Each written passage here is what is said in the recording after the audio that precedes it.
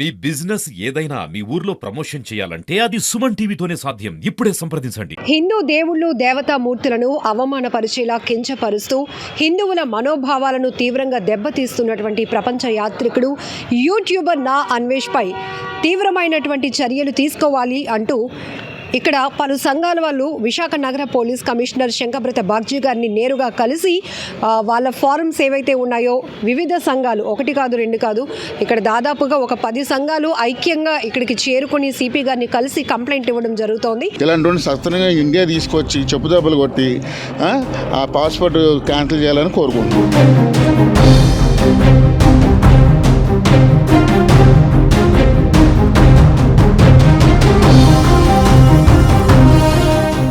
అసలు ఈ వార్ ఎక్కడ స్టార్ట్ అయింది అంటే యాక్టర్ శివాజీ ఒక ఈవెంట్లో చేసినటువంటి వ్యాఖ్యల నుంచి అది పూర్తిగా ఎక్కడికో డైవర్షన్ వెళ్ళిపోతూ ఉంది.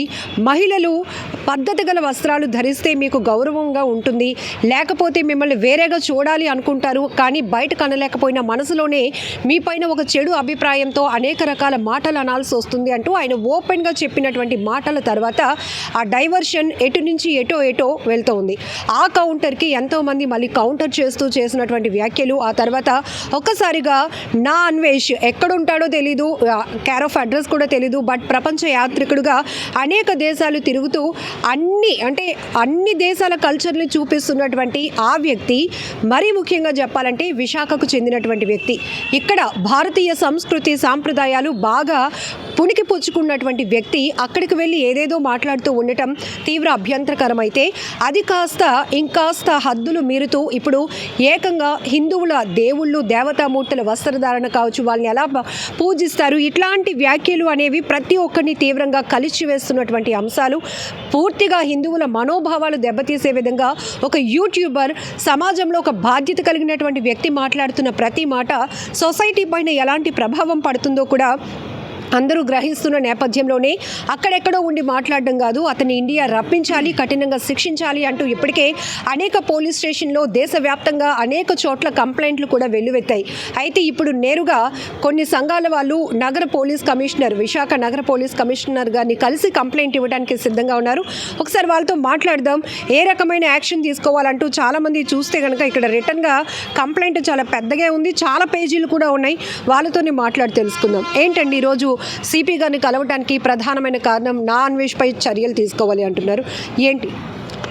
ఈ యొక్క అంటే ఒక భారతదేశంలో పుట్టి ఒక విశాఖపట్నం ఆనుకుని భీమిలి నగరంలో పుట్టి ఒక హిందుత్వాన్ని తల్లిదండ్రుల దగ్గర చూసుకొని వెళ్ళే వ్యక్తి, ఆయన పేరు కూడా మేము ప్రస్తావించాలంటే మాకు చిరాగ్గా ఉంది. హిందూ దేవతల మీద మాట విఘ్నేశ్వరుడి మీద ఒట్టేసి మేము ప్రపంచంలోనే పెద్ద వినాయకుడిని పెట్టిన ఘనత మాది. అలాంటిది వినాయకుని పేరు చెప్పి నేను మారిపోయాను, నేను చెప్పిందే వాస్తవం అని చెప్పి కేంద్ర మంత్రులు కానీ ప్రధానమంత్రి కానీ ఈవేళ మనల్ని ఇండియాని విమర్శించిన వ్యక్తి ఏదో రాష్ట్రాల్లోకి వెళ్ళి బతుకుతూ ఇక్కడి నుండి కాపాడుకుని వెళ్ళి అంటే నాకేమి ఒక ఆడపిల్లని కంటేట రేపుగా అయిపోతుంది అని చెప్పి నేను ఇండియా రాను అని. ఈవేళ అది పుట్టిందే తెలుగు నేల గడ్డ, ఆ గడ్డలో పుట్టి పిచ్చెక్కిపోయి ఏదేదో శివాజీ గారు మాట్లాడిన దానికి ఏమీ తప్పు లేదు. ఏమీ ఆడపడుచులు ఇలాగ ఉండాలి, ఉన్నతంగా ఉండాలి అని చెప్పి మొన్న ఈ జిమ్ యూత్ వీర్రాజు గారు గాజువాకలో కంప్లైంట్ ఇవ్వడం జరిగింది. అలాగే వివిధ సంఘాల నుండి కూడా మేము అందరం కలుపుకొని లోకేష్ ఫౌండేషన్ నుండి నిన్ను కూడా మంత్రివర్యులకి రాష్ట్రము సంబంధించే మంత్రి లోకేష్ గారికి కూడా మేము ఆ ఫౌండేషన్ ద్వారా మాట్లాడడం జరిగింది. ఏదైనా సరే కేంద్ర మంత్రి గారు మన రామ్మోహన్ నాయుడు గారు కూడా చెప్పడం జరుగుతుంది. ఎందుకంటే మేము ఆయన తిరిగేదే ఫ్లైట్ల మీద, దాని పాస్పోర్టు సంబంధించి ఎయిర్ ఫోర్స్ సంబంధించిన మంత్రి బట్టి ఆయనకు కూడా మేము వినతి పత్రం ఇవ్వడం జరుగుతుంది. తక్షణమే సుమన్ టీవీ ద్వారా ప్రజలందరూ కూడా మేలుకోవాలి. ఎందుకంటే మేలుకోవాలి, ఆయన పుట్టి పెరిగి ఆడపడుచుల్ని ఒక పుచ్చకాయ రూపం తీసుకొచ్చి ఒక కేరా రూపం తీసుకొచ్చి అంటే రియల్గా నీచంగా చూపించిన వ్యక్తిని మనం వదిలేమంటే ఇంకా నీచమైన మనంతా నీచమైన వాళ్ళు ఉండరని చెప్పేసి ఆ యొక్క మనోభావాలు మాకు చాలా బాధ కలిగి ఈరోజు జనరల్గా నా అన్వేష్కి ఈరోజు ప్రపంచవ్యాప్తంగా ఒక గుర్తింపు రావడానికి ప్రధానమైన కారణం ఒక సాధారణమైన వ్యక్తిగా తను వెలుగులోనికి వచ్చి ఈరోజు ప్రపంచ దేశాలు చుడుతూ అక్కడున్న కల్చర్ని చెబుతూ డెవలప్మెంట్ ఏంటి ఏది చేస్తే మంచి చెడు చెప్తూ ఒక ఇన్ఫ్లుయెన్సర్గా సొసైటీకి ఒక నాలెడ్జ్ ఇచ్చే వ్యక్తిగా మనం అందరం ఇప్పటి వరకు చూసాం. బట్ ఇప్పుడు యాక్టర్ శివాజీ గారి వ్యాఖ్యల తర్వాత ఇది పూర్తిగా డెవోషనల్ డైవర్షన్ కూడా తీసుకుంది. ఎందుకంటే హిందూ దేవతలు దేవతామూర్తుల్ని ఇక్కడ మళ్ళీ మధ్యలో పెట్టడం, వాళ్ళ మీద ప్రామిస్ చేస్తున్నాను మిమ్మల్ని వదలను అట్లా అనడం ఇది చాలా బాధ. ఎందుకంటే అతను ఒక తెలుగు వ్యక్తి, తెలుగు గడ్డపై పుట్టిన వ్యక్తి, మన కల్చర్ని బాగా తెలుసుకున్నటువంటి వ్యక్తి ఈ రకమైన వ్యాఖ్యలు చేయటం అనేది ఎలా చూడొచ్చు అంటారు? ఎలా చూడొచ్చు అంటే ఇక్కడ వైజాగ్లో పుట్టి ఇక్కడ చదువుకొని ఇక్కడ చేసి ఇన్ని చేసి ఇక్కడి నుంచి నాగరికత నేర్చుకుని చదువు నేర్చుకుంది ఇక్కడే కదండి. ఇక్కడ లేకపోతే ఫారెన్లో చదువుకున్నాడా, ఫారెన్లో నేర్చుకున్నాడా? మన ఇండియాలో పుట్టి ఆంధ్రాలో పుట్టి ఫారెన్ వాళ్ళు కూడా మన కల్చర్ని గౌరవిస్తున్నారు. అవును, ఫారెన్ వాళ్ళు మనకు గౌరవిస్తున్నారు, అంచనేస్తున్నారు. అక్కడ కూడా మన తెలుగు దేవతల్ని వాళ్ళు కూడా పూజిస్తున్నారు.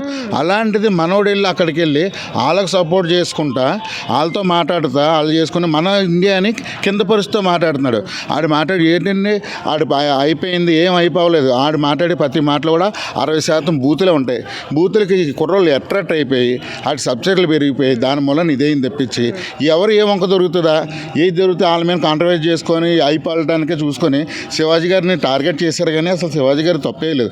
చిన్న మాట ఏదో చిన్న పొరపాటుగా అన్నది తప్పించి ఇంకేం లేదు.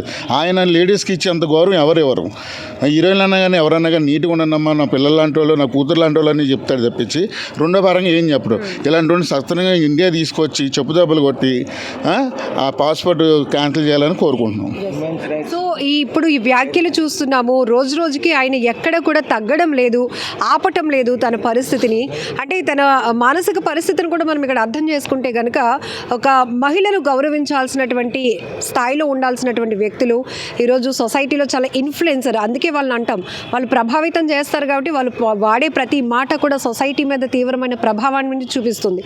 అలాంటిది ఆయన ఒక వాటర్ మిలాన్ని తీసుకొచ్చి, కేరాన్ని తీసుకొచ్చి, అంటే అన్నెసరీ కంటెంట్ పబ్లిక్కి కానీ మహిళల్ని ఇంకాస్త దిగజార్చే విధంగా ఆయన చెప్పాలి అనుకున్నాడా?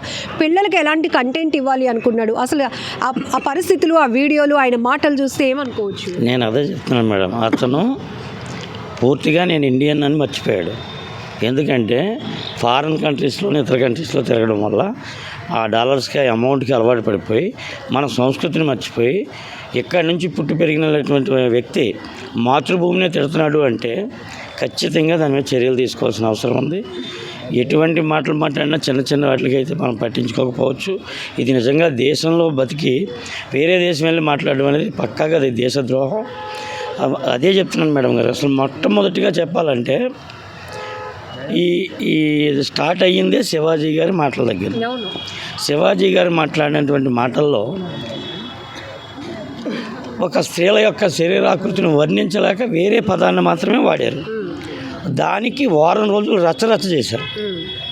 మరి తను డైరెక్ట్గా కీరా దోసకాయ చూపించాడు, తర్వాతనేమోని పుచ్చకాయని చూపించాడు, దాన్ని హోల్ పెట్టి చూపించాడు.